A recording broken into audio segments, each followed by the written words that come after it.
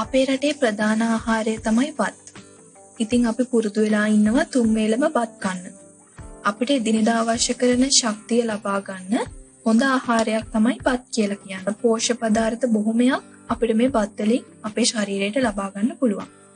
3 වේලම බත් කන්න පුරුදු වෙච්ච අපි පොඩ්ඩක්වත් හිතුවද බත් වලින් මොන වගේ බලපෑමක්ද අපේ ශරීරයට වෙන්නේ කියලා.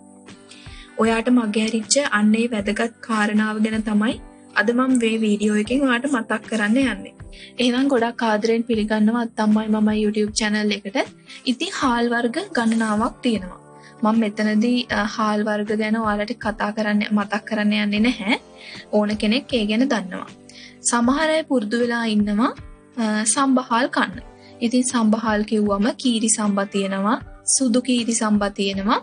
මේ වගේ හාල් ගොඩක් තියෙනවා. දැන් මම මේ කියන්න යන දේ ගොඩක් ඔයාලට වැදගත් වේවි. ඉතින් මේ සම්බහාල් අයිති වෙන්නේ පොලිෂ් කරපු හාල් ගණයට. පොලිෂ් කරනකොට සිද්ධ වෙන්නේ මේ හාල් වල තියෙන පෝෂක කොටස් ඉවත් වෙන එක. ගුණාත්මක බව නැති වෙනවා කියලා ඔයා දැනගෙන හිටියේ නැතුව ඇති.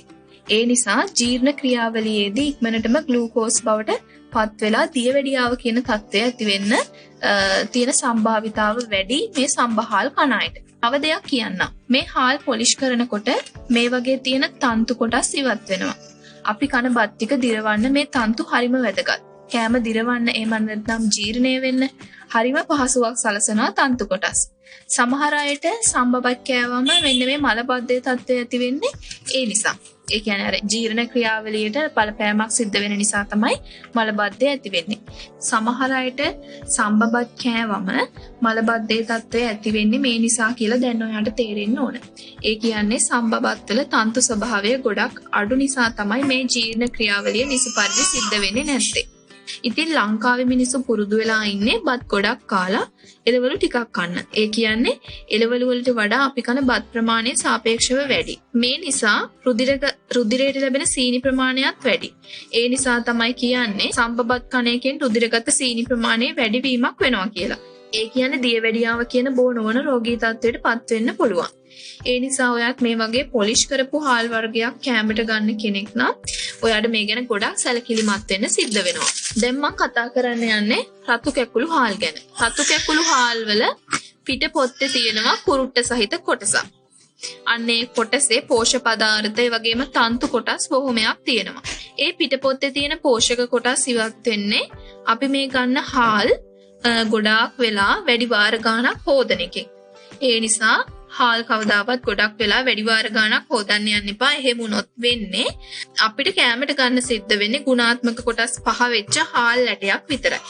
ඒ නිසා ඔයා රතු කැකුළු වගේ බත් කන කෙනෙක් නම් මම මේ කියපු නිවුඩ්ඩ නැත්නම් පිට පොත්ත ගැන සැලකිලිමත් වෙන්න ඔයාට සිද්ධ වෙනවා. මොකද නිවුඩ්ඩ නැතිව අපි බත් කෑවම ඒව ඉක්මනටම ග්ලූකෝස් බවට පත් වෙන නිසා.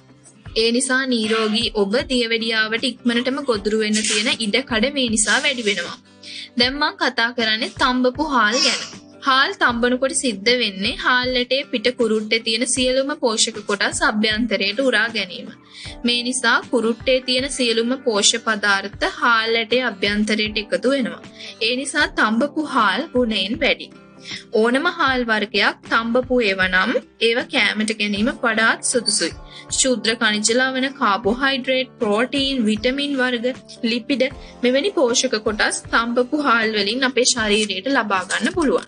අපිට අවශ්‍ය කරන නිසි ශක්තිය ලබා ගන්න ජීර්ණ ක්‍රියාවලිය ඉක්මනින් සිදු නොවන තඹපු හාල් කැමරට ගැනීම තමයි වැදගත් වෙන්නේ. ඒ නිසා වේල් 3ම කෙසේ වෙතත් එක වේලක් හරි තඹපු හාලෙන් බත් ටිකක් කන්න පුළුවන් නම් ඒක අපිට හරිම වැදගත් වෙනවා. ඉතින් අද වීඩියෝ එකෙන් මට ඔයාලට දෙන්න ඕනි උනේ අපි හැමදාම වේල් 3ම කන බත් ගැන පොඩ්ඩක් සැලකිලිමත් වෙන්න ඕනි කියන කාරණය. මොකද අපිට මගේ ඇරෙන කාරණයක් තමයි මේක. ඒ නිසා අද වීඩියෝ එක වැදගත් කියලා හිතෙනවා නම් අනිවාර්යයෙන්ම කමෙන්ට් එකක් දාන්න. ඒ වගේම ඔයාගේ යාළුවන්ටත් බලන්න ෂෙයා කරන්න කියලාත් මේ වෙලාවෙත් ගොඩක් ආදරෙන් ඉල්ලනවා. තාමත් අපිව subscribe කරලා නැත්නම් අත්තම්මයි මමයි YouTube channel එක subscribe කරන්න කියලාත් මේ වෙලාවේදී මතක් කරනවා.